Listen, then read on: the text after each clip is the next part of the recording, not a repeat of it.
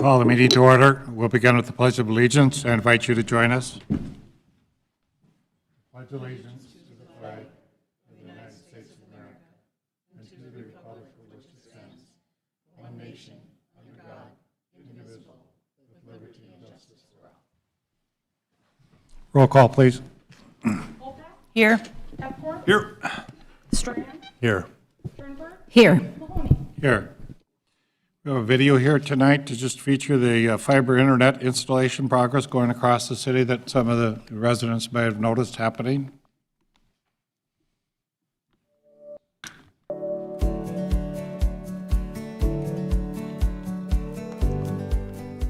The Federal Communications Commission, or FCC, has an initiative to roll out high-speed broadband internet access to every resident in the United States. And that includes in our community, where they want to try to get the latest technology to make our residents or businesses more productive with a very high internet speed that can go back and forth. So that's part of the process. But what they've done is they've allowed companies to go into our right-of-way without our ability to deny them of that right. So we have to work with them to get what we want, put them where we want them to be, and stuff like that. But there's no ability for us to say, no, you can't do it. That's part of the broadband initiative nationwide. Oftentimes, I think a lot of the residents and adjacent landowners really think their property goes all the way to the curb, and the right-of-way doesn't. I know they're asked to maintain it. They're asked to maintain the sidewalk, mow the grass, but it's really part of the public right-of-way. Then you add that utility easement in the newer areas of town, and it gets to be a lot of your front yard can be used for other things, even though it's your property or shared with the city. So there is a lot of misconceptions. We try to treat it like it is their property. So when we do restoration or have things like this happening, we really want it to be as good as it was when they got there or better. Public right-of-way really starts back a sidewalk across the street to the back of the sidewalk on the other side. So that's what we call the public right-of-way, and that's where all of the, obviously the road that you use to get to and from your house, but there's so much stuff buried underneath the road. You have storm sewer, sanitary sewer, water mains, but then you have all the private stuff, gas for heat, electricity for lights, fiber for internet. You know, all the things that our residents use are oftentimes buried in the right-of-way. In some of the newer areas of town, we also have an additional 10 feet on each side of the sidewalk, on the property side of the sidewalk, called a public utility easement, and that's just for burying other various underground utilities that are used by our residents. You know, like I said, gas, electricity, internet, all those things are oftentimes buried in that utility easement as well. So it just gives us more space to put our stuff in, put their stuff in, and not crowd the right of way. So if we have an emergency, we're not digging on top of everybody else. We can actually dig down and fix a water main, fix a sanitary sewer, things like that.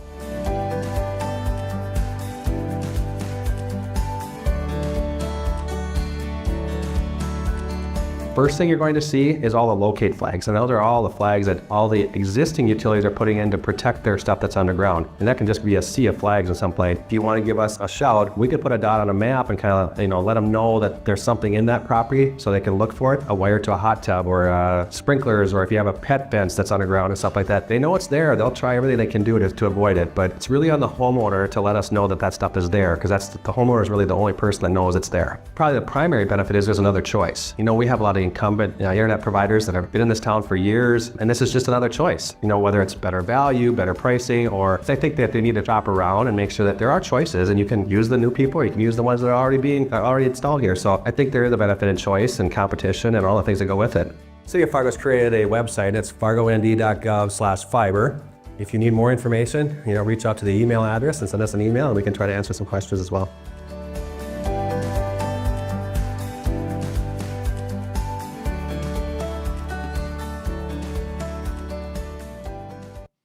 Interesting. That was nice to know. Is there a motion to approve the order of the agenda? Also move. Is there a second? Second. All those in favor say aye. Aye. Motion carried. Is there a motion to approve the minutes of the December 8th, 2025 regular meeting? So moved. Is there a second? Second. All those in favor again say aye. Aye. Motion carries. Is there a motion to approve the consent agenda items 1 through 27? So move. Is there a second? Second. Moved and seconded. Is there any discussion? Roll call vote, please. Strand. Yes. Kolpak. Aye. Pepcorn. Aye. Turnberg. Aye. Mahoney, I'm sorry. Aye. So items 28 and 29 have both been withdrawn. Do I have a motion to accept the withdrawal? Also move. Second. Second. All those in favor say aye for both Aye. items. Aye. Motion carried. And item 30, public hearing continued to 1/21/26. Is there a motion to continue this hearing to January 20th, 2026? So moved. Is there a second? Second. Any discussion? Ian, did you want to explain this one, please? We're just waiting to see if we get objections of more than 25% of the landowners. This is the property north of the data center that we've been talking about in previous meetings. So we will know by January 20th, so we'll have a hearing on that date. Okay. Any questions? Roll call vote, please. Kolpak? Aye. Turnberg? Aye. Pepcorn? Aye. Strand? Yes. Mahoney? Aye. Public hearing, application to transfer FA alcoholic beverage license from Farther South Hospitality, doing points is 4 Points at Sheraton, to Fargo Ventures, doing 4 Points at Sheraton, located at 5064 23rd Avenue South. Angie Bear to explain. Yes, thank you. Good evening, Mayor and Commissioners.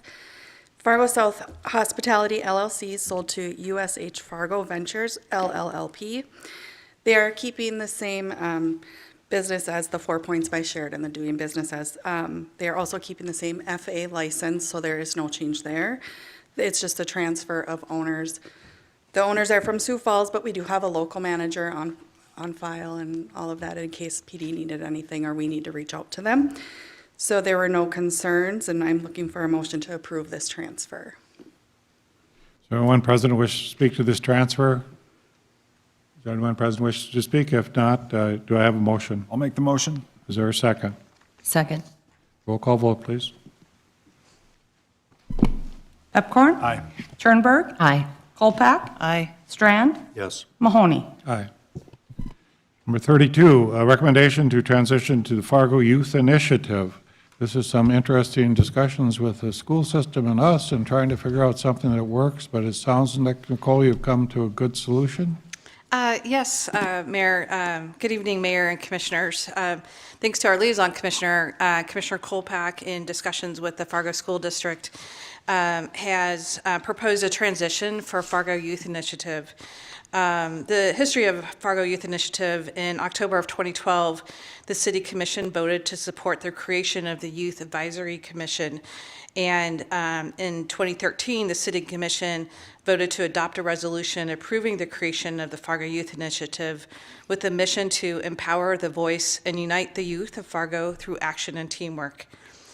Since its inception, a great group of smart, caring, and committed young leaders representing grades 9 through 12 from public and private schools in Fargo have met regularly to discuss opportunities and issues facing young people in our community. As you know, over the last year, the city has conducted a review of several of its volunteer advisory boards over the past year, and we found an opportunity for an evolution of the Fargo Youth Initiative to a new, broader, community-based governance model that has emerged. And in your packet is a suggestion that working with the Fargo School District and the Boys and Girls Club of the Red River Valley, CEO Robin Nelson, there's an agreement to partner along with the Fargo Parks District and potentially Cass County Commission to broaden the support and involvement of other governing agencies. And so we would still propose having a liaison commissioner in this year and in the future, but that takes the planning department out of being the administrators, if you will, of the operations of the Fargo Youth Initiative, and instead pass that on to the Fargo School District. And so for tonight, there's still a lot of discussions in process, and we have Isabella. She's our chair of the Fargo Youth Initiative. We also have school board member Kirsten Nelson here, and our staff, Catlin Christie, who've been supporting the Fargo Youth Initiative over the years. And tonight, we're really just looking to see if the City Commission supports this idea of the transition. There would be MOUs and appropriate documents that we would work with our city attorney in that transition paperwork, if you will. And so we're glad to answer any questions, and Isabella might have some comments that she might to make, or also here for questions. Yeah. So good evening, everybody. My name is Isabella Meyer, and I'm the chair of the Fargo Youth Initiative. We are definitely looking forward to this evolution, as we've been calling it, of the Fargo Youth Initiative.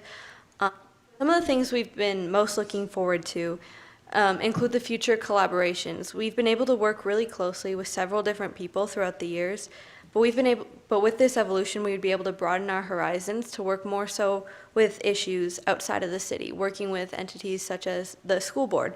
and with Fargo Public Schools, a little bit more engaging on issues that involve youth outside of the city as well as with city issues as well.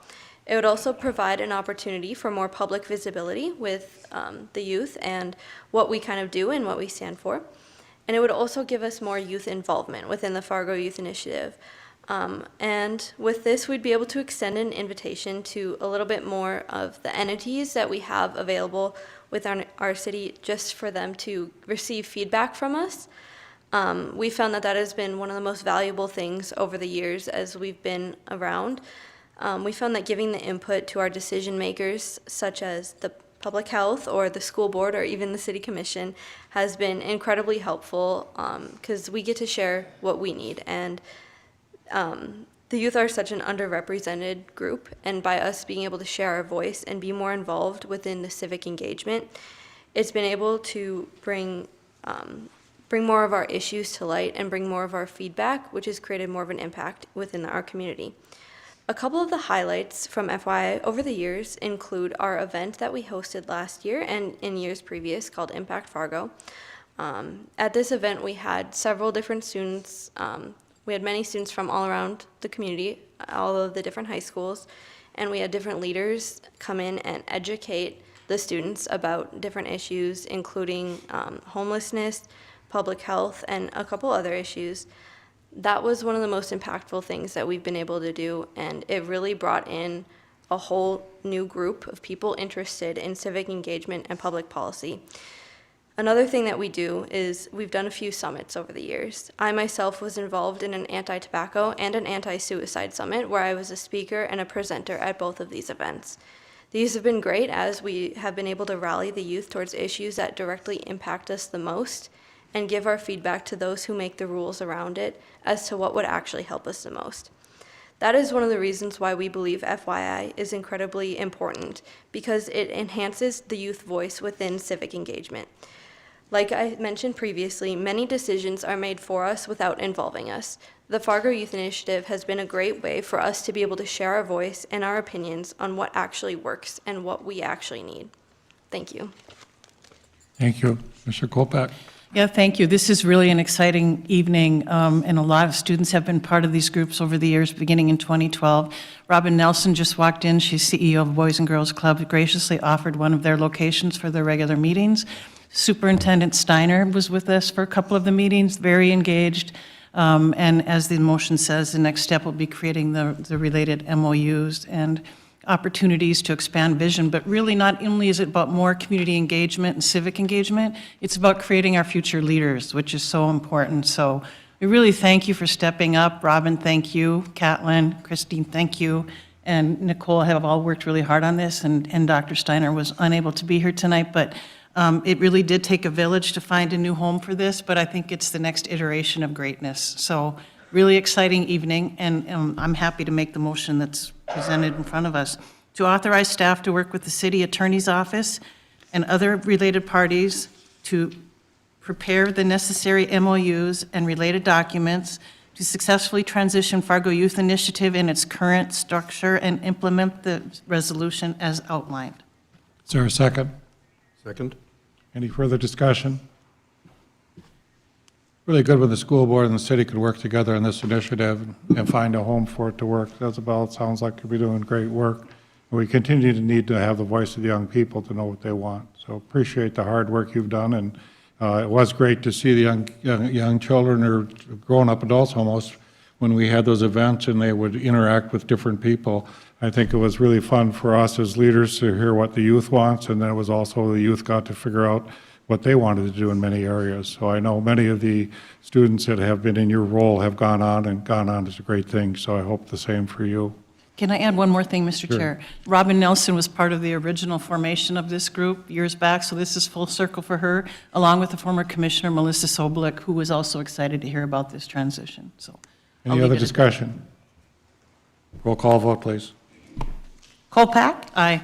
Strand? Yes. Pepcorn? Aye. Turnberg? Aye. Mahoney? Aye. Update on bridge projects, 12th Avenue North, 4th Ave South pedestrian bridge. Jeremy Gordon to explain.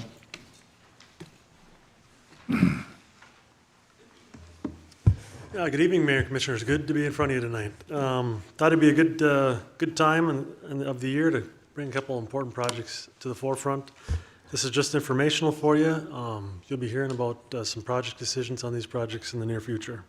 Before I get started, Tom Knockmoose here, City Engineer, is also here to answer any questions, and Jeremy McLaughlin from Houston Engineering, who is the engineering outfit on both these projects. So 2 projects, so like you mentioned, the 12th Avenue North former toll bridge over the Red River, and 40th Avenue South, a new pedestrian bridge over the Red River. So I'll go over the 12th Avenue North Bridge first. Here it is, looking northeast over Moorhead. You can see it's relatively low in nature.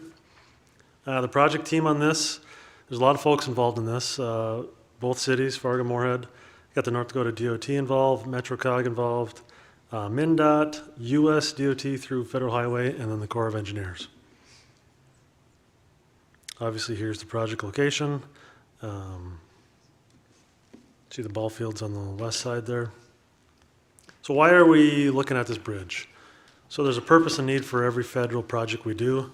The need is it's built too low to withstand major floods over the Red River Valley, and we need to reconstruct it to a higher elevation.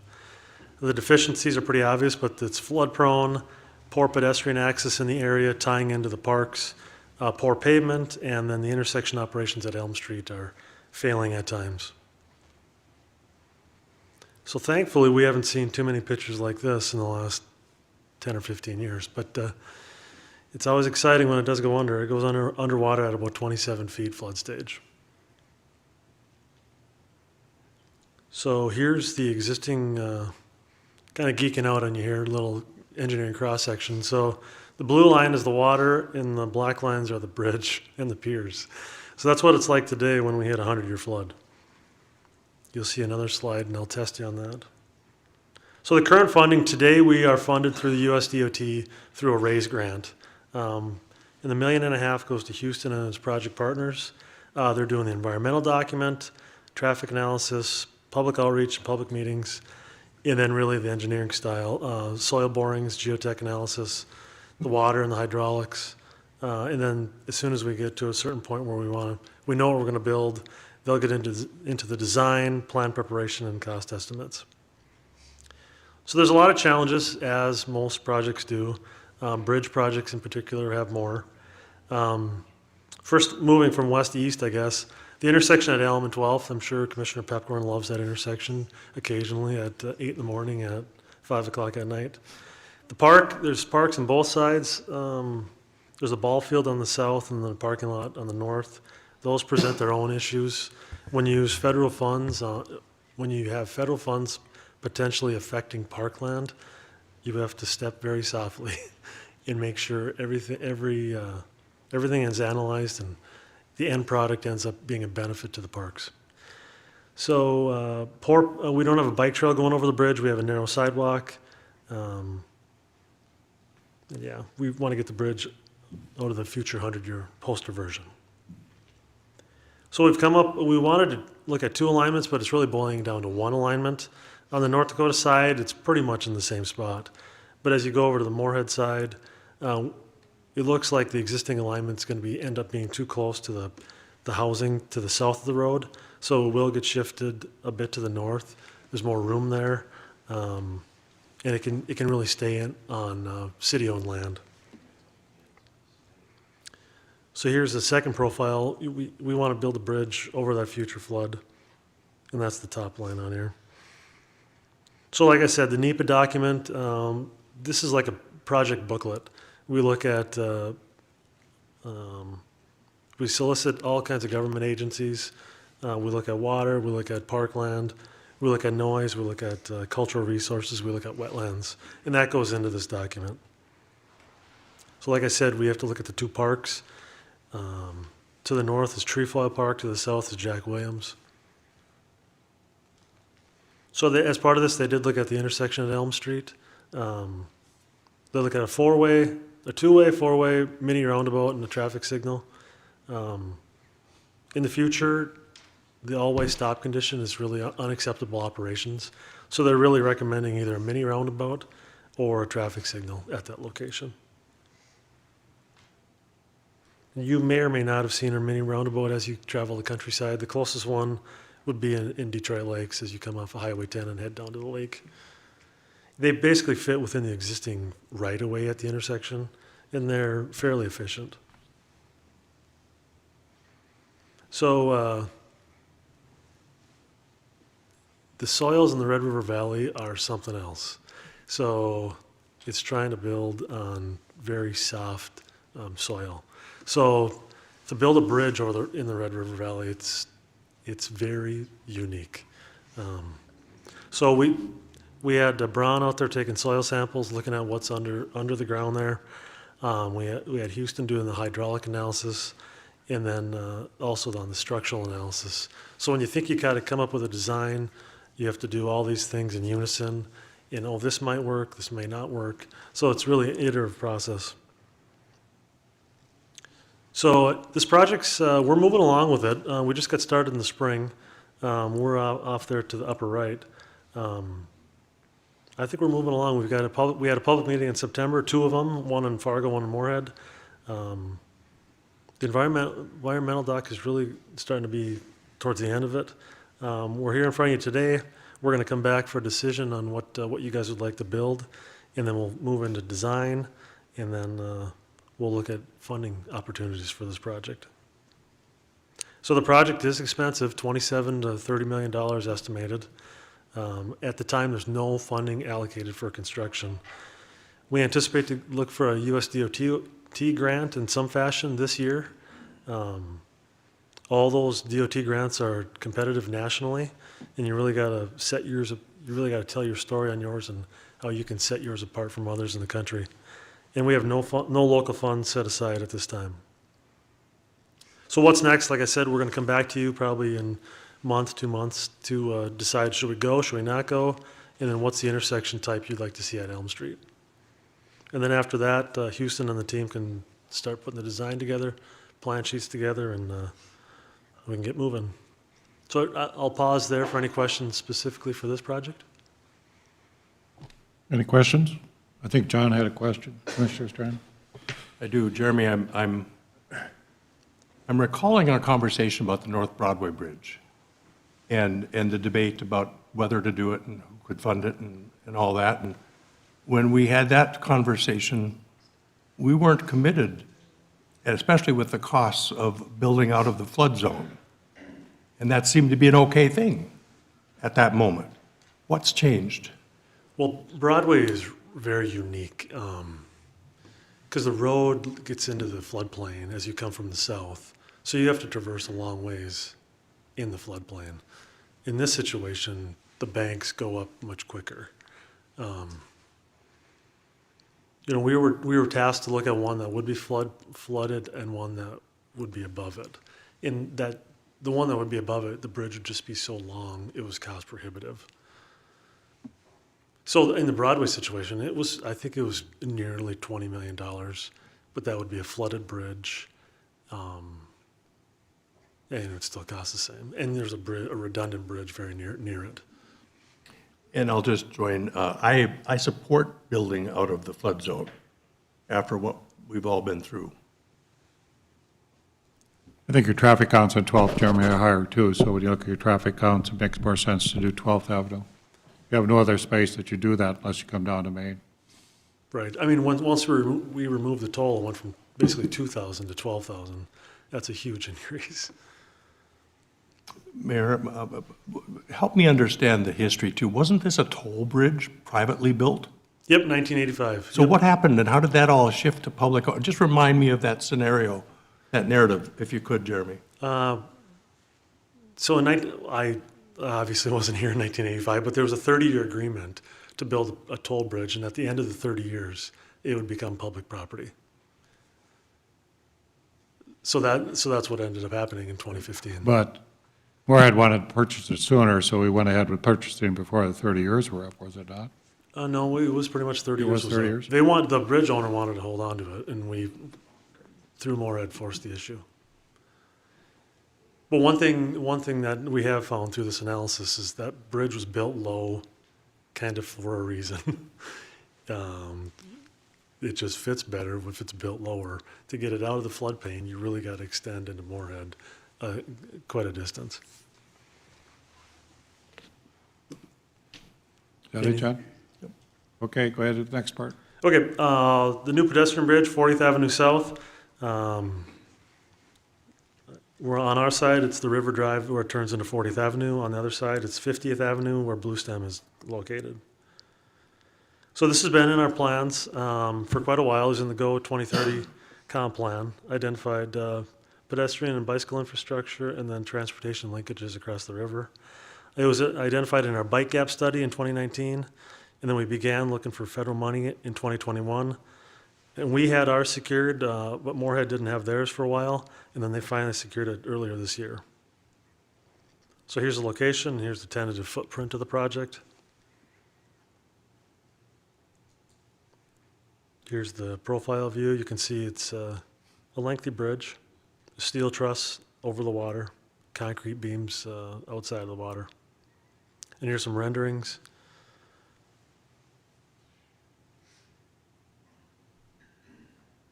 So the steel truss would be very similar to what we've seen on the lift bridges. But this would permanently be built above the 100-year floodplain. So this would not be lifted, this would permanently be built.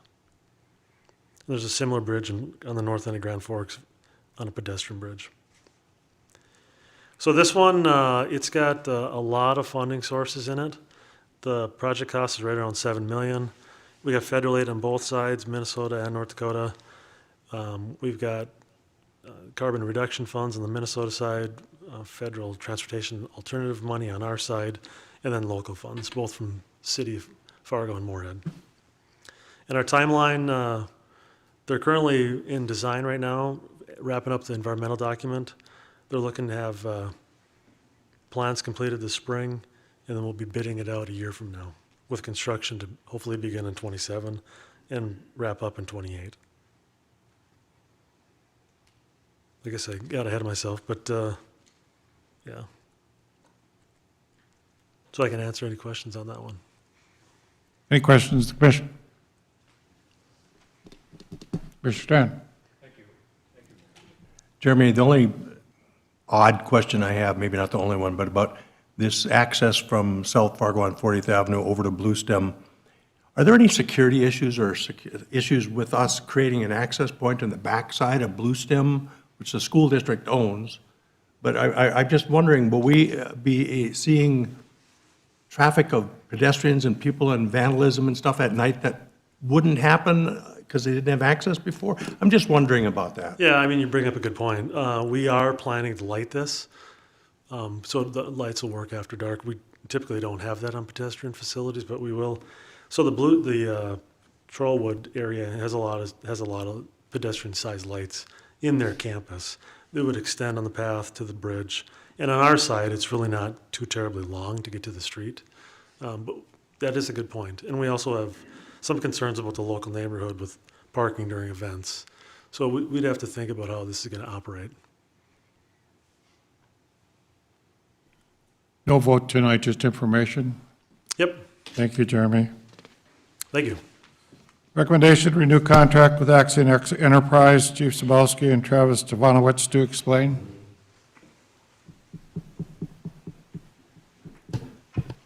Five years ago, we voted on a contract to get cameras, body-worn cameras. Had some COVID money, and it helped us get through that decision, but we knew in 5 years we'd have to come back and rediscuss this. Oftentimes, Axion has 5-year, 10-year contracts. You're going to come tonight and talk to us about a 10-year contract, right, Chief? Right, and thanks for the opportunity to have a full vetting earlier tonight at the Finance Committee. We've got a similar shortened version here for the commission tonight. So the AC's done a lot of the work on the meat and potatoes, is going to cover that. I will finish up with privacy policy issues, how we intend to use it, and certainly happy to stand for any questions. Thank you. Yes, thank you, Chief. Thank you, Commission. So we have before you here tonight our Axon contract renewal, which is a 10-year contract. Axon is the city's current provider as it relates to all of our services. That was competitively selected back in 2021. At that time, CARES funding was used, and that money was dedicated at that time, which then brought us to kind of where we are here today as we work through this.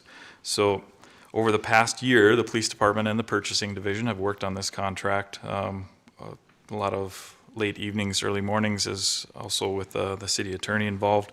So we appreciate all the help that everybody has given us. But as we work through these things, we had a number of different obstacles that we were trying to accomplish, all while maintaining the Axon ecosystem.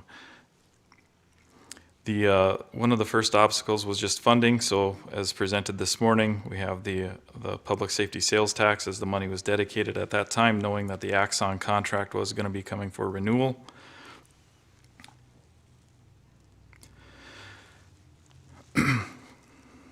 So what we have here today is maintaining the single fully integrated evidence platform already in use. That's extremely important to us because as this relates to costs, it would be extremely costly to replace this system and put into effect another system. Also, as it relates to data and the migration of bringing all the data that we've created into a new system would be costly. Also thinking about the data as it relates to, say, on premises, that would be extremely expensive, considering the amount of data that the police department creates in a very, very short period of time. One of the important details on this slide is executing this agreement by December 31st secures 2025 pricing, protecting us from inflation and a substantial increase in 2026. So with that, what public safety and operational benefits are we going to see?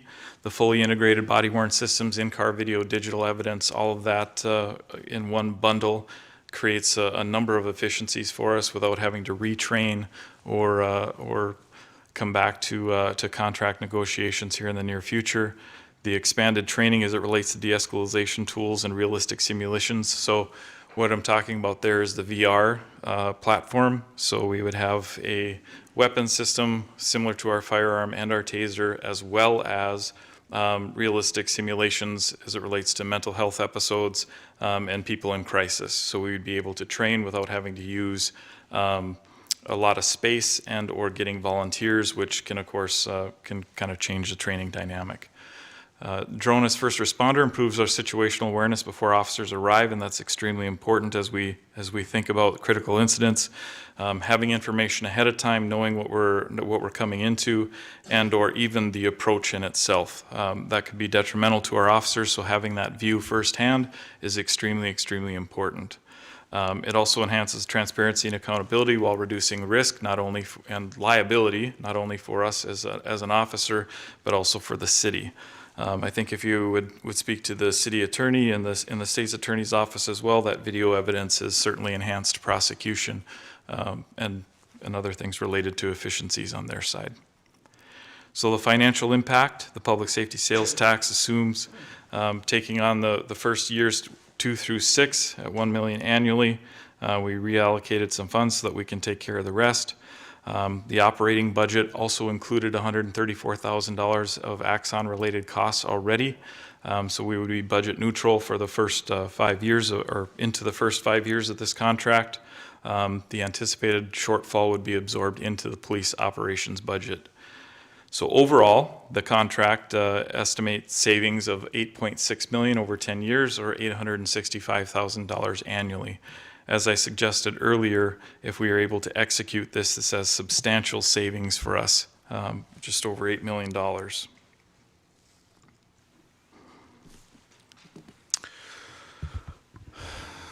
So as the AC referenced, this technology is not new. It's an expansion of what we already have.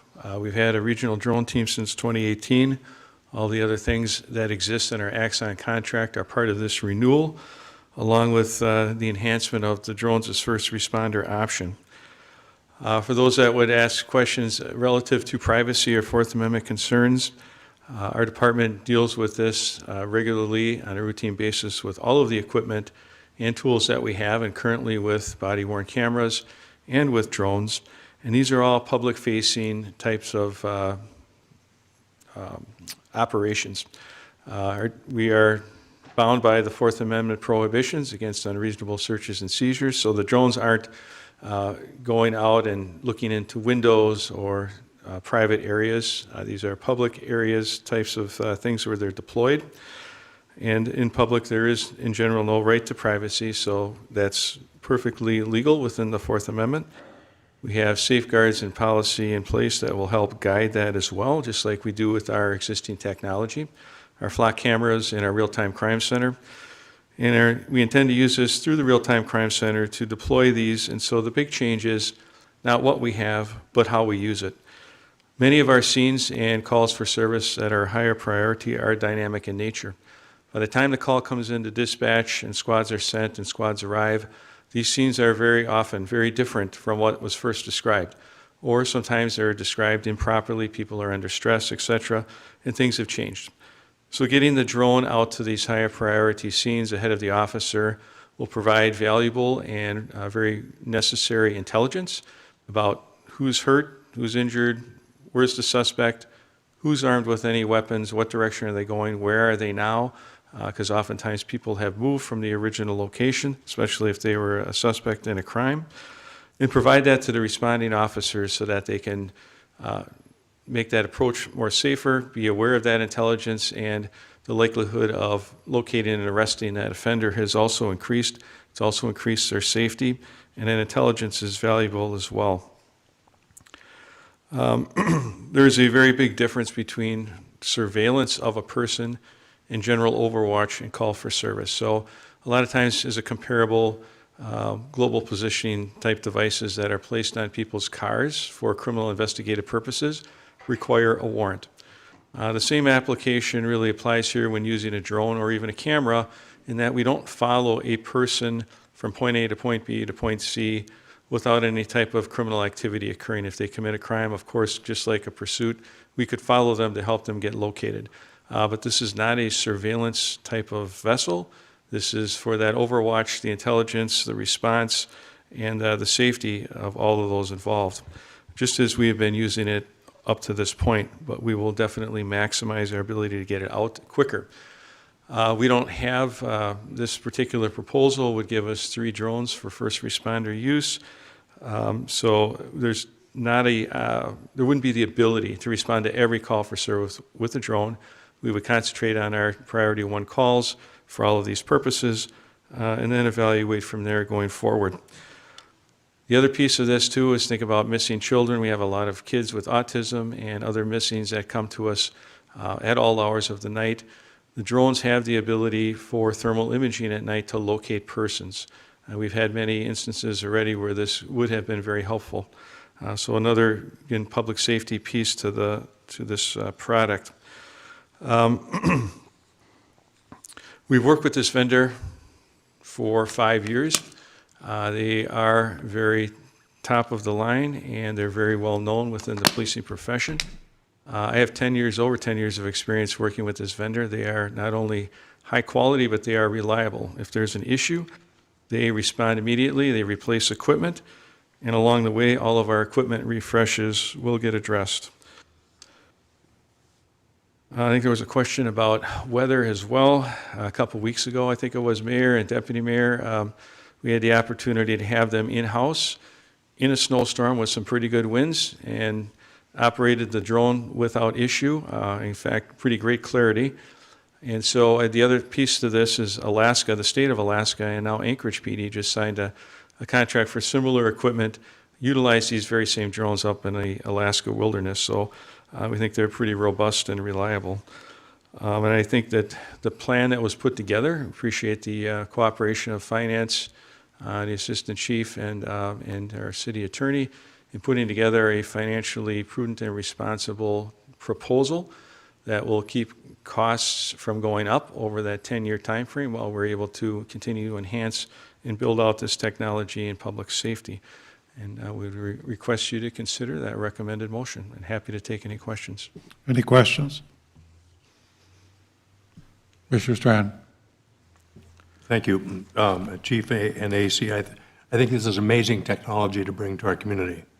And the results I hear from other jurisdictions across the country is they have nothing but success story after success story after success story of what they've been able to accomplish with these technologies. 5 years ago, when we implemented body cams, it wasn't everybody didn't want it. You know, there were people that were saying, you don't need it, you know, this is a privacy issue at times. And I'm guessing, first of all, is anybody right now opposed to body cams anymore? I mean, isn't it pretty universally appreciated and welcomed and successful? I would say yes. I would say if you told the police department they're no longer going to have body cams, we're probably going to lose cops. Because I think over time, everyone has seen the benefit not only from the recording of what's happening, but also the safety issues and the crime solvability factors. I'm sure that we don't have data on this, but I think anecdotally in talking to everyone, including the folks in the criminal justice system, it's reduced trials and things of that nature because it's pretty hard to refute for a lot of those types of cases, especially traffic and all those types of things. And just wait till we tell the public that a senior citizen walked away from a nursing home and the inclement weather was going on, and that our system found him before he froze to death. Yeah, absolutely. I mean, it was about a week ago, we had a suicide, unfortunately, and we searched for that person, but we couldn't find him. And this technology, likely we would have been able to find him if he was still alive at that time. Who knows? Yeah. My last question, bear with me, Mayor, is there's folks who interpret this as like we're going to fill the skies with drones, like New Jersey had this issue with all these drones for all people wondering who they are, what they were, and why they're there. You're talking 3 drones? Correct. And in the bigger picture of 13 million, how much of that is really the drone technology versus continuation expansion of the real-time crime center and body cams and those technologies? It's about 134,000, right? Yeah, very, very small portion. So it's really not just a drone program you're talking It's about. mostly a renewal of the existing contract with that enhancement to it, yes. Thank you for going down this path and bringing us to the future. You want to make the motion then, Jen? I'll absolutely make the motion. Is there a second? I'll second, and I have some comments. Mr. Kolpak? Yeah, I think it's important for the public to understand we're really looking at this as a decision that was made 5 years ago, and 3 of the sitting commissioners at that time were part of the unanimous decision to commit to this technology, and that's what we've been doing here. This work began and just really started in January when we looked at the police side of the public safety sales tax planning and how we were going to expend those dollars after the citizens of Fargo's decided to pass that public safety sales tax after a lot of hard work from the fire department as well. And it was a line item at that time that was, as was stated earlier from AC, to include that line item as part of that public safety sales tax on the police side. And so these negotiations truly went on for months, beginning in January throughout the entire year. They're ending now at the end of the year, but we were able to retain 2025 pricing. And without it, it would have gone up another $8.6 million in cost to the citizens. And so I commend the work of this collaborative team for the negotiations that happened.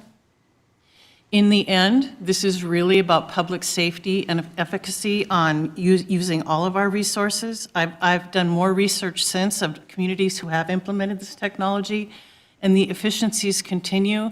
The results continue. Fargo's too big to not have this, and we certainly can unravel this. So the last point I'll make is that I appreciate the way that this was forecasted to be sustainable, and it's the way that I hope we look at all of these technology investments, because once you're committed, and you've got to be able to forecast and understand how you're going to pay for it into the future. So I appreciate that. Truly, my last comment is, one of the requests I had as part of this is that we have to have an intentional communication plan with the public so that they understand the implications of this moving forward, and make sure we're engaging them and getting their feedback as part of this process. Yes, Commissioner, to that point, as discussed earlier, we will integrate this into our neighborhood beat meetings and push out the successes, the benefits of it through our social media as well, and get the media involved also and let them report some of that to the public. But just looking at the Real-Time Crime Center and the success and the positive feedback we've had from that, this is like the next iteration of that type of technology. Yeah, Mr. Chair, can I make one more comment? Finish, Jess? I'm sorry. You bring up a good point, because that was another constituent question I had today, was how are we manning these? And it was, we're utilizing the Real-Time Crime Center Correct. staff. And the training will come from Axon as well, that's just part of this contract. So another important point for the public, so thank you. Mr. Pepkard? Sir, just a couple of quick things. First of all, I don't think it's appropriate at all. Obviously, we're going to have new leadership in 6 months to be making a 10-year commitment. And then on top of that, the commitment is $13 million, and right now, we don't have anything near the ability. Instead, we had a Moody's downgrade. What we should be talking about is how are we going to address our debt? We've been downgraded, and instead, we're talking about spending $13 million over 10 years. So to me, it's a non-starter. I voted, and I would vote again, to support the Axon cameras. They've been great. That's been a great thing, and I would support that. Now, I would support a one-year term, but 10 years, that I would not support that for anything. And so that's my comments, Mr. Chair. Well, it's been good that Susan Thompson and her team had this in our budget. When I looked at the sales tax when it came in, it was looked at in that regard. And I don't think that the AC could have got a discount of $8.6 million if we don't make a 10-year commitment. So it's smart money to do this. And going forward, you have a methodology of paying it over 10 years. It does not affect the budget. So it's a thoughtful discussion of an issue that I think has come to an area where it's something that we truly need. Any other comments or discussion? Mayor? Mr. Strand? I'm just curious, Commissioner Pepcorn's question of if this were a one-year contract instead of an expanded 10-year contract, what would that cost be to just continue for 1 year? I don't know the answer. I'd like to, what would that answer be? It's very difficult to nail down just the 1 year. The typical contract durations are 5 years. And at the 5-year contract, you're looking at between $200,000 and $300,000 more per year by going with a 5-year contract. And then by going to 10 years, you're 8 million less? Yes, 8.5, just 8.6. Bear with me. How much will this affect staffing? Because that's an issue always, is having enough boots on the ground, enough staff, and enough people and personnel, and we're expanding our boundaries and expanding our needs.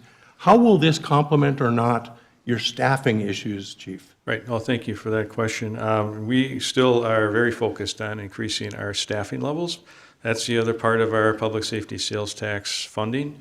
This piece was in there already in 2025, and so with a little bit of addition within that portion of the public safety sales tax, it doesn't affect the rest of the monies that are in there to support positions. So our plan, as you may recall, was working within the parameters that were there, was a 3-year plan to add 27 more sworn positions into the department and get sufficient boots on the ground. So going forward past that, based on what happens with the technology, this may be somewhat help us that direction, but not at this juncture because we are far behind in that as well. So we're trying to approach this from all angles to provide the best technology and continue to build the boots on the ground for the community. Okay. Roll call vote, please. Strand? Yes. Kolpak? Aye. Pepcorn? No. Turnberg? No. Mahoney? Aye. Item 35, recommendation to approve the auditor's office restructure plan effective upon retirement of City Auditor Steve Sprague, appoint Finance Director Susan Thompson as City Auditor. We had a discussion today of this. Susan presented some of the issues in this regard, but I just want to remind the commissioners at the Finance Office and the Auditor's Office spent a great deal of time trying to figure this out. And one of the things I had tasked Susan with, and Michael had tasked her with, is as well, is there are ways to be more efficient, and we could look at all the functions, the Auditor's Office and the Finance Office, and to make what seems sensible changes in those offices to have better efficiency and perhaps find some cost savings either in positions or in staff or different ways of being efficient. I feel that Susan done a great job of looking at this and presented us a very good solution to some issues that we have with that area. And I think we'll go ahead and present it again today, but want to remind commissioners, if you have trouble with a policy or position or recommended motion, please discuss that issue in motion, but please do not disparage my director or the different people in the departments. So go ahead, Susan. Thank you. As you said, we did have a very thorough discussion today at 10 o'clock. We also talked about this at the November Finance Committee and at the August Finance Committee, and there's a summary document in your packet, so I wasn't planning to go through the slides. Archie can pull them up quickly if you'd like me to do that. It's about 4 slides.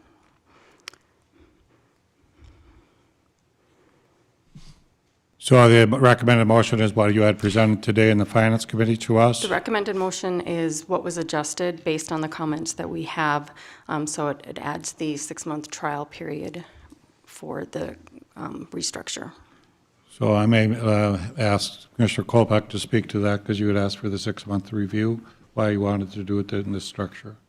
Well, Mike, yeah, it's kind of out of context without the presentation I'm ahead sorry. of. We can do that if you'd like. Okay, I think that's probably good for the bring public that to up, pull Archie. those up. Thank you. Thank you, and let's do that first, and then I can speak to some of the comments from this morning. Thank you. All right, we'll breeze through the things that are not related. All right, so these are the high points of the auditor's office restructure. So what we are asking to do is to transfer the duties that are specifically finance-related within the auditor's office to the finance division. There's not a lot of them. It has to do with special assessments, the project accounting and the certifications, debt payments, and some cash management. Then in conjunction with this, we had been looking for more of a permanent home for records requests. Currently it's with communications. We think a better move would be to place that with the auditor's office since they are tasked with maintaining the city records. And then the final item is to appoint the finance director as also the acting city auditor. The reason for that is the city auditor is actually a position that's required by Century Code. They're required to sign off on the special assessment certifications, and since we are moving that calculation to the finance department, it made sense that the head of finance would sign off on those rather than someone that's not involved. So I just wanted to point out a couple things that people might not be aware of. The first bullet is that the auditor's office is actually a division of the finance department. There are 4 divisions. It includes finance, 3rd floor, assessors, 2nd floor, auditor's office, which is on the 1st floor, and municipal court also reports up to the finance department.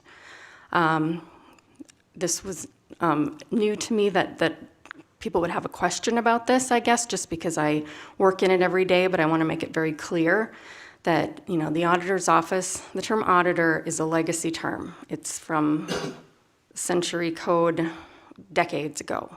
It doesn't necessarily have the same meaning that you and I might think of today. But the auditor's office wasn't intended to, and it does not provide internal audit functions.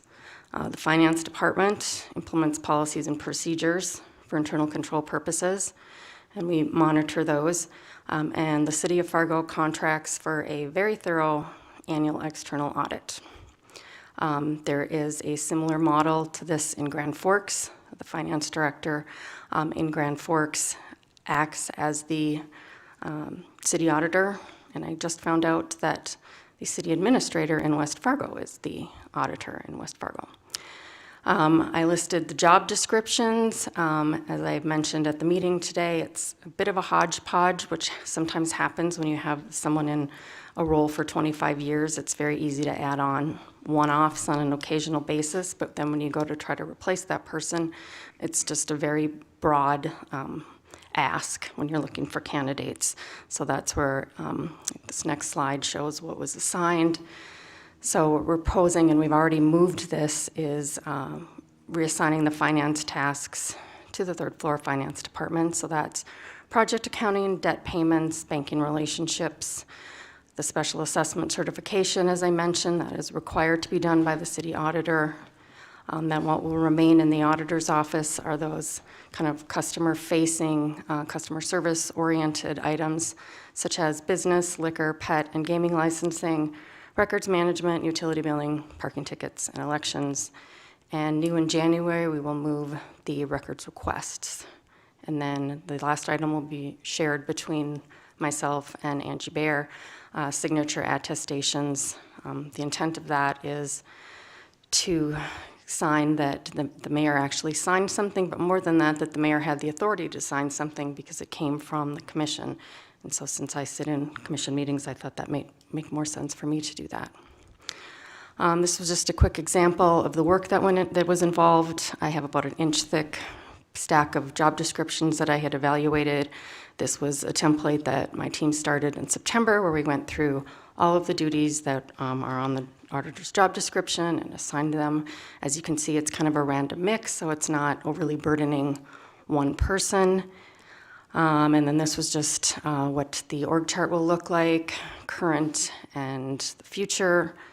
In addition to this, we're also working with the meter readers. Those positions will be no longer needed with the automated meters, but we want to move one of them to Public Works to help with locating, and the second one will be retained in the auditor's office to help with all the reporting that we get from the automated metering. We can call people and tell them that, for example, their water's been running all day. So the summary of this is we're hoping this creates some efficiency.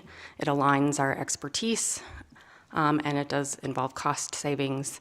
The net impact of this will be over $100,000 a year. So. And then let's go back to the amended motion.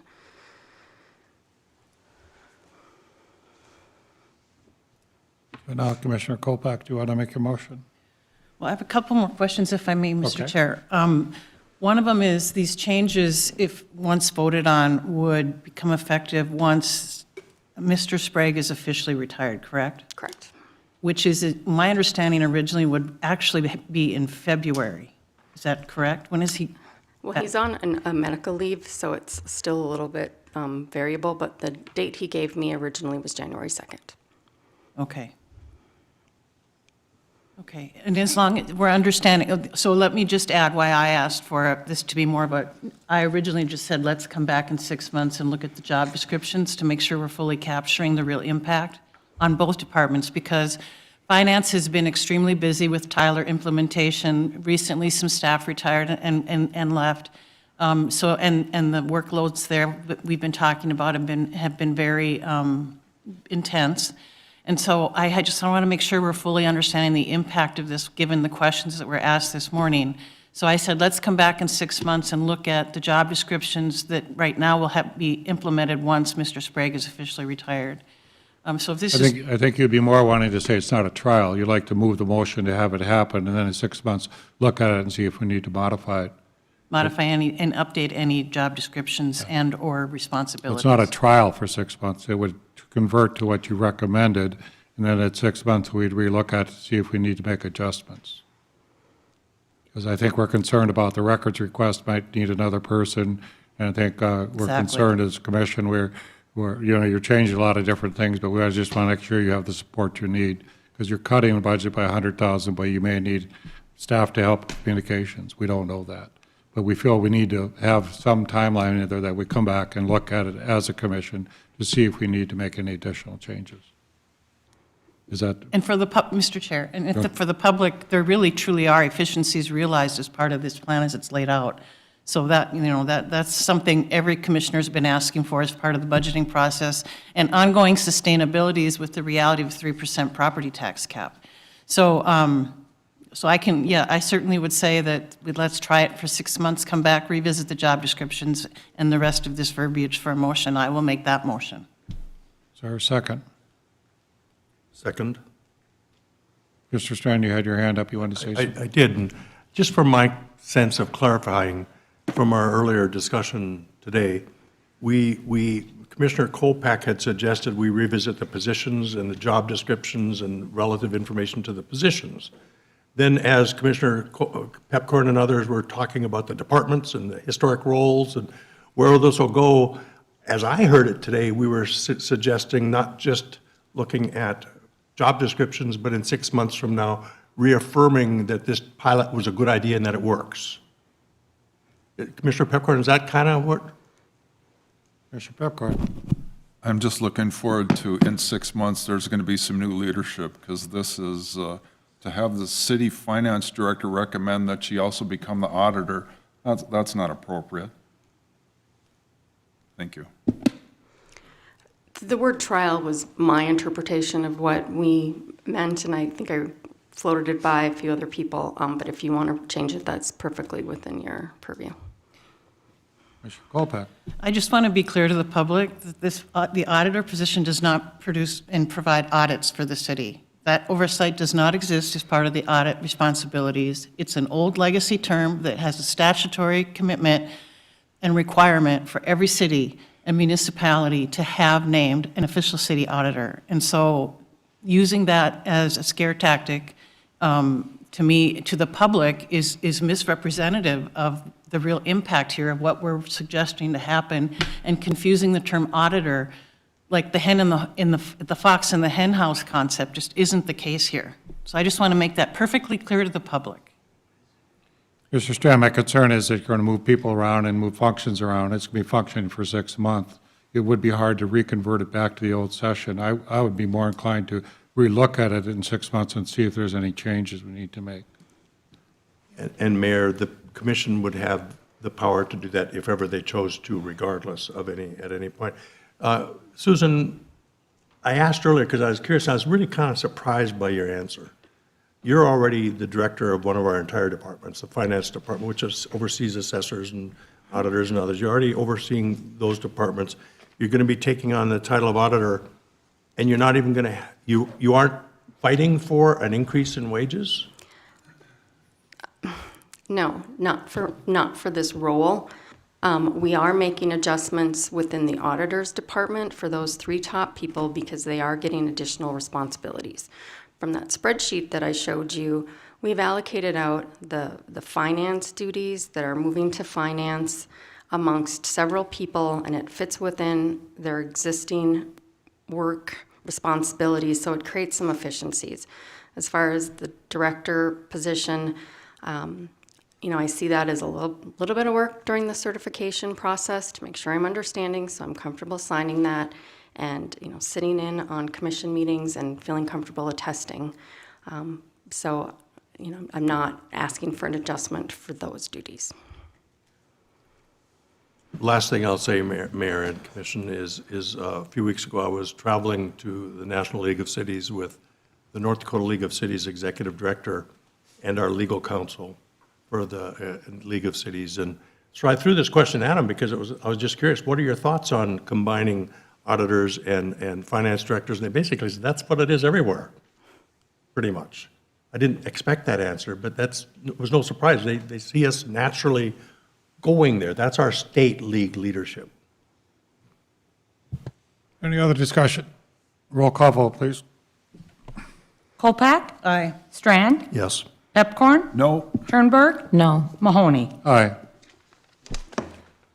Item 36, recommendation to proceed with lease agreement and relocation to the Resource and Recovery Center. I want to thank the commissioners for your previous support to start a new chapter of how and where we provide services for our unhoused neighbors in Fargo. As we look back the efforts this year, I want to highlight how the city of Fargo showed up and provided leadership. We cleared the camps along the river corridor, referring individuals to services and support. The City Commission revised the City of Commission or Fargo ordinances to improve the community safety and protect property owners. Fargo is supporting the United to End Homeless Task Force with United Way of Class K, continuing conversations with our metropolitan partners. And Resource and Recovery Center is an opportunity to continue this progress and move forward. Earlier this fall, we identified the right location to move services after years of planning, community and business meetings, and input from our nonprofit service providers. Commissioners, we have arrived at the best plan to do the most good and for the most people in Fargo. The process leading up to this moment has been thoughtful and intentional, and it is time to bring it home and move forward.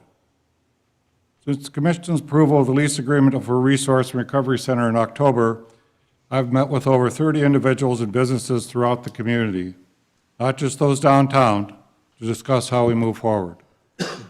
Resoundingly, they have said that the services need to remain, but moving them out of downtown is necessary. Supporting our nonprofit service providers, we can serve people in a single location that is better for everyone. In fact, there are over 35 different nonprofit organizations that want to participate in the new center.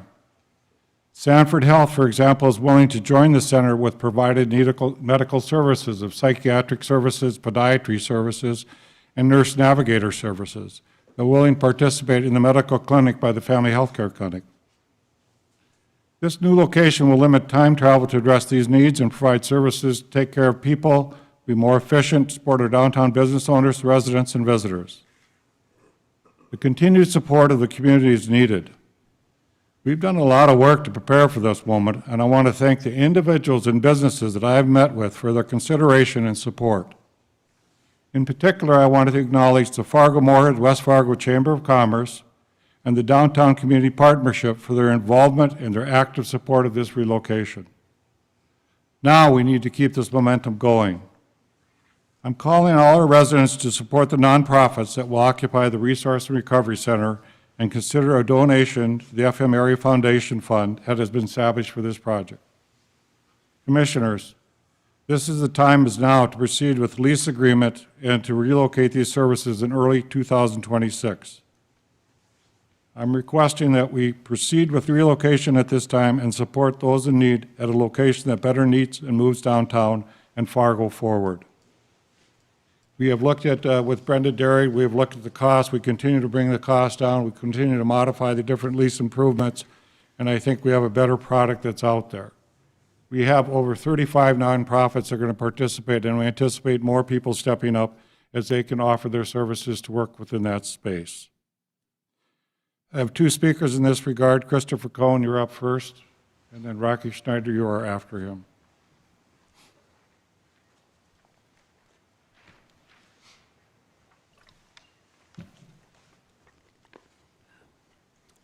Yes, Christopher Cohn, Fargo resident, and I'd like a written response to this comment, please.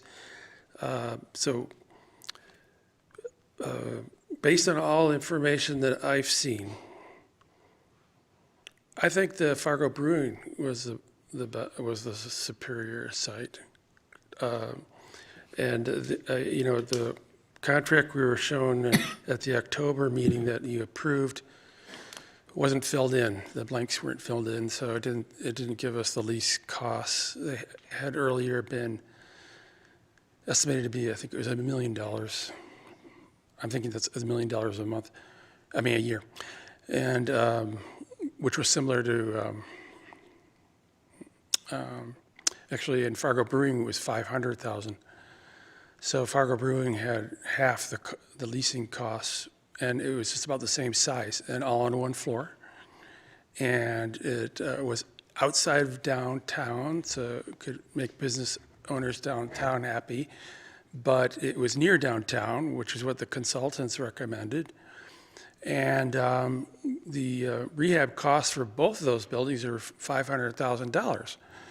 And I'm assuming that the private interest would rehab either one of them. So, and for the users, it was just a better location to be closer to downtown. So,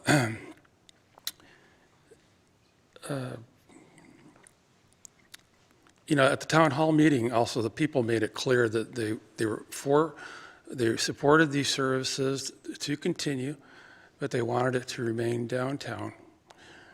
And that seemed to have been disregarded, and I don't know why. That was also my opinion. Thank you. Rocky Schneider.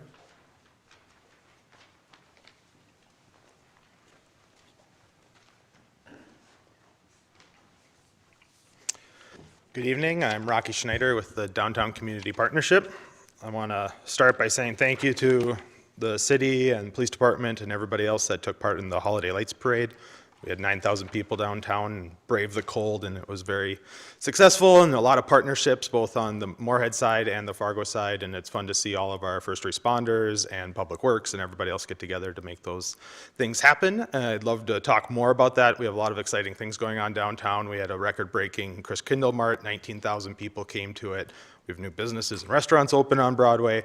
We have sold out Blenders concerts that are packing downtown. Our visitor traffic is up since Small Business Saturday in November. And so we're really excited about all that, but yet we're here talking about the Engagement Center again.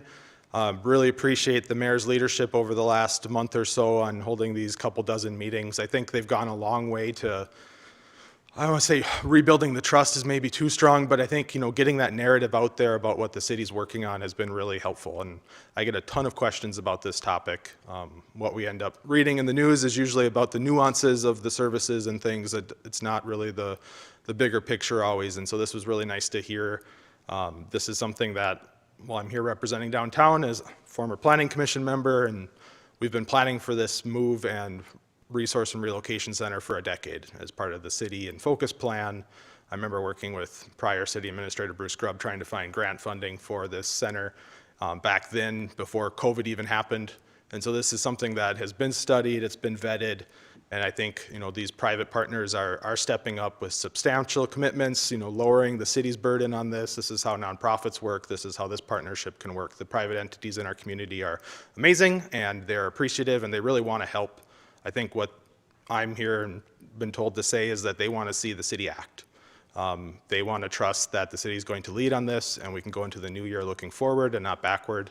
And we know that the current location is not designed for what it's handling right now. I think we saw the article in the paper today and know that that's not treating anybody well, not treating the city well, not treating those providing services well. And I think we can all do better, and this is a big step forward on it, and really appreciate it.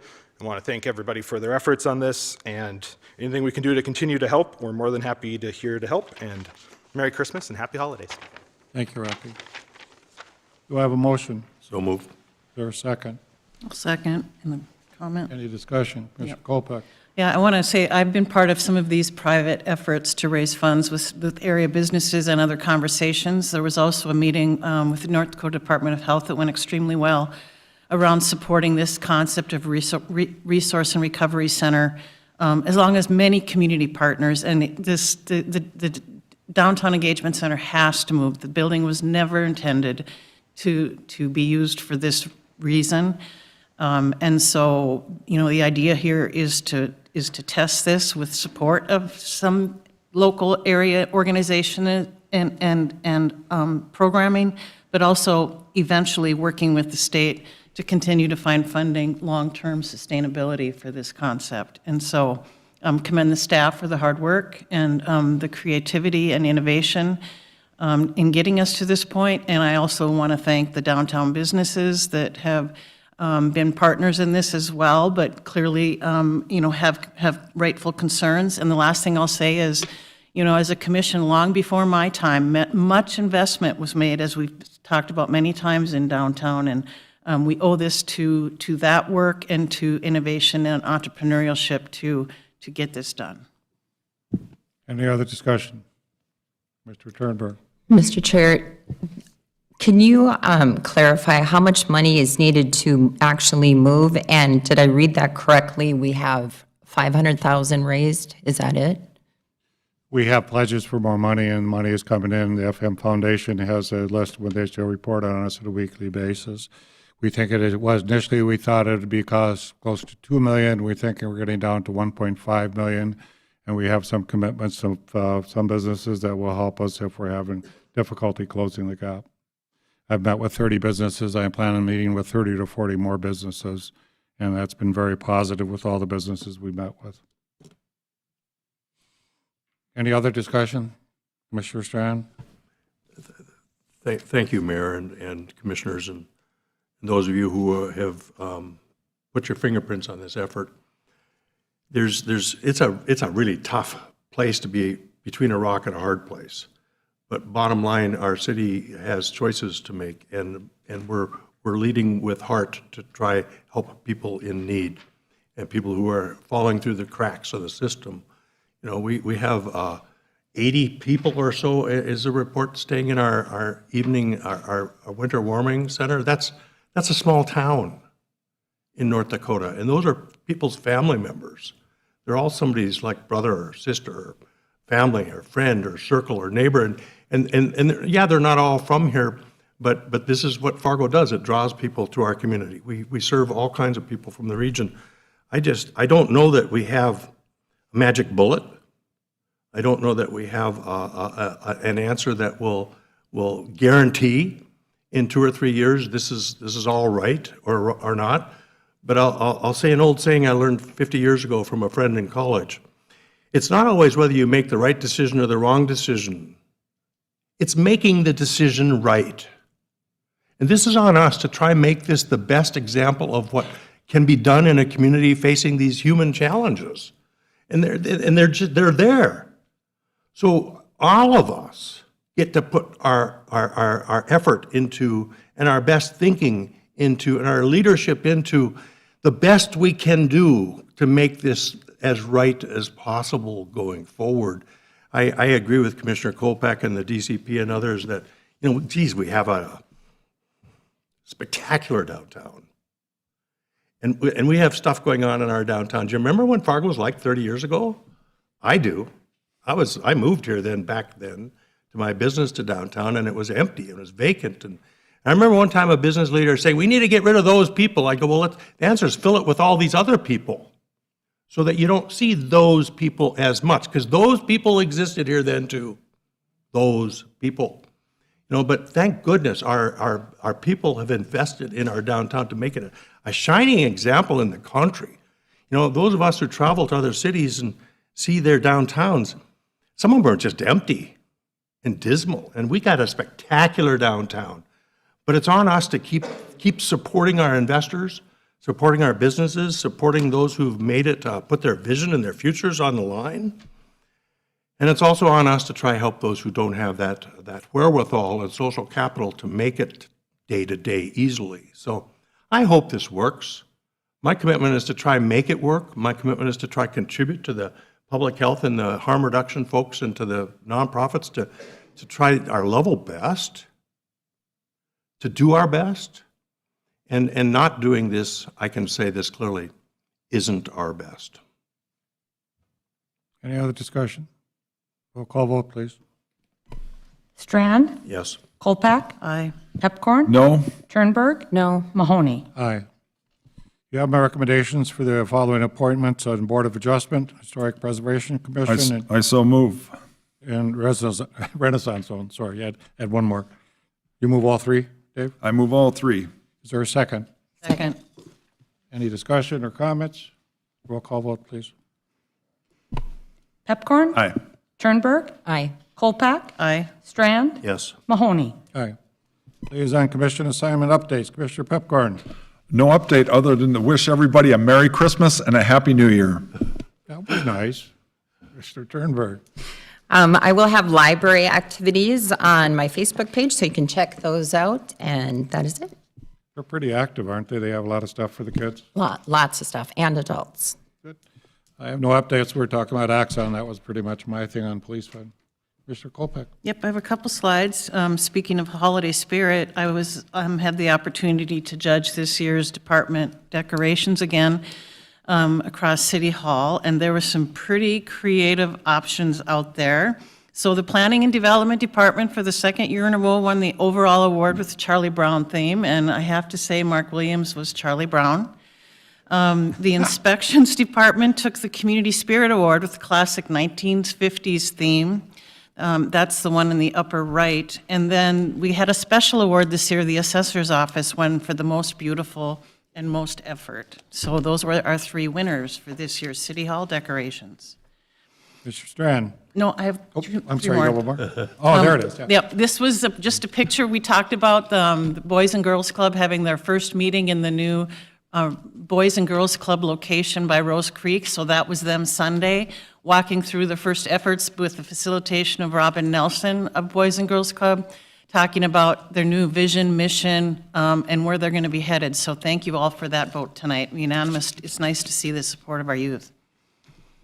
And then the fire department, I was able to contribute ringing 2 shifts on the fire department day for the Salvation Army. I'm honored to serve as the Salvation Army's Red Kettle campaign chair this year.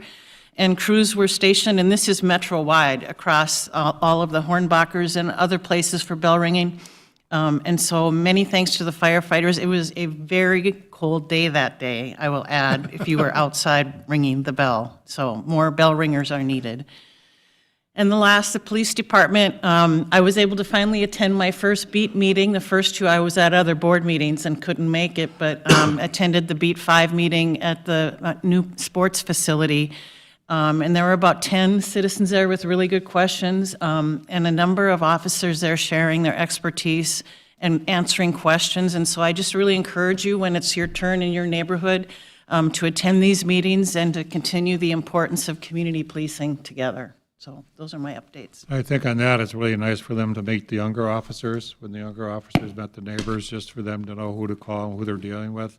And I think in a couple of the neighborhood meetings, you had people, even Dave, that were north siders, that were patrolling the north side, that knew the north side, and all the hangouts Dave used to be at. But I mean, it was interesting that you had some officers that had come back to Fargo and are actually working our beats. And I think the neighbors really like that. Mr. Strand. Thank you, Mayor. You know, I'd like to extend to the commission an invitation from Paula Ekman, the chair of the Airport Authority Board of Directors. And she has suggested, I know how excited we were when they had the grand opening of the parking ramp. Well, pretty soon the entire new terminal will be secure. And she's asking us if we would like a group tour for executives. And somebody has said, well, you can only do 2 at a time. I'm open to us all touring it and getting it and seeing it. But if you're all up for that, we'll have Kimber follow up on that and see what our options. I'm not afraid of a quorum being present at the Airport Authority. We could have the press there, it doesn't matter. Absolutely. We want the public to see. I just came in the other day after you were all in a blizzard, and boy, that parking ramp is a nice addition in our city. But anyway, to follow up with Kimber, if you'd like to join us, Kimber, if you could help us with this invitation to, with Chair Ekman to tour it. I'm looking forward to you all seeing it as well. Public comments. We have 2 people speaking tonight.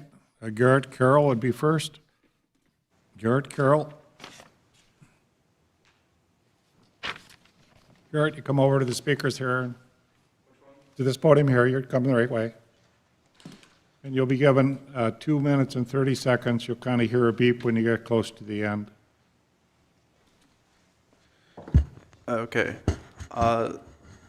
I should just note, this is my first time doing this. That's so- okay. Try to relax. Just, Yeah. you want to tell us what you want to tell us. We're happy to listen. Yeah, so I wanted to talk about public transportation in Fargo. I know that there have been proposed, want to say, shifts or changes or cuts to certain routes, bus routes and whatnot. I also wanted to offer a bit of a different take on things, especially with, and I'll try and keep my thoughts in order here. I did write something down, but I'm not really using that at the moment. The first thing I will say, especially with public transit, is that it has never really been given a lot of time and care and attention that it needs here in America in general. This isn't just North Dakota. This is North America. This can go, from California to New York and back and forth, although I think New York City covers its transit pretty well. I just wanted to propose more routes to West Fargo. I wanted to propose the possibility of a route down further through South Fargo, as well as over to Horace possibly, to open up job opportunities for people who might otherwise not be able to get down there if they can't, say, afford a vehicle or own one. That's the first thing. Second thing, as somebody who has to use public transit to get around town, I do find that it is useful to have, but like I said, expanding would be nice. I also have to use Uber to get to work, unfortunately. And I would like to also propose the second idea. Again, I'm not sure how much of this works, but for the second idea, instead of using services like Uber and Lyft, which take a large chunk from drivers, that the city and state possibly institutes its own rideshare service. This could be another route for revenue in the future. I don't know. This is just an idea that I got speaking with Uber drivers while taking those rides, and it's something that I just wanted to put forth. So that's it. Thank you. And Garrett, you may want to talk to Commissioner Strand. He is the commissioner on transit. If you want to have a private meeting with him sometime, give you suggestions, you could easily do that. Absolutely. Christopher Cohen is my next speaker.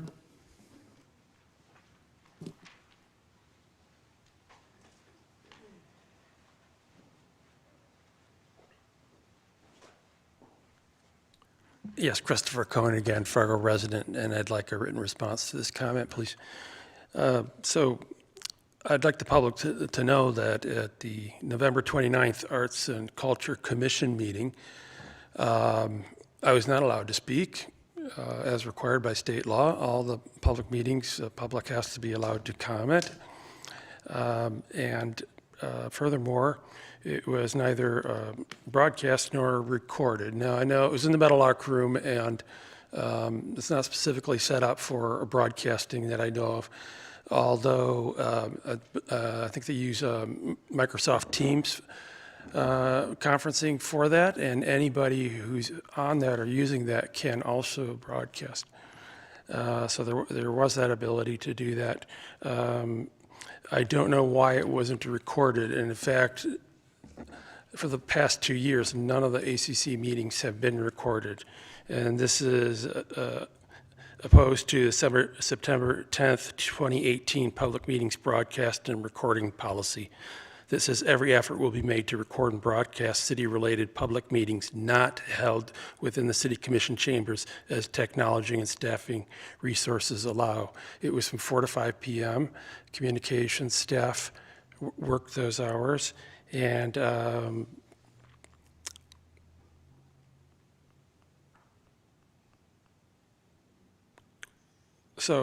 the technology is it's allowed by technology. So every effort, that's a pretty high standard, I think. And then lastly, I want to say that I want the public to know that if you contact the city, you write a letter, or you call, or I mean, if you send an email, they have to respond to you within 24 hours to at least say they did receive your message and estimate the time that it'll take for them to get back to you once they look into it or they consult with another department or so forth. This is in the communications policy, and some departments and some staff follow that to a T. Thank you for that, but not everybody does, and I think it should be followed. Myself, I don't need, if they're a day late or 2 days, I don't care. I know people get slammed with work, but to go for a week or never respond at all, that's not acceptable. Thank you.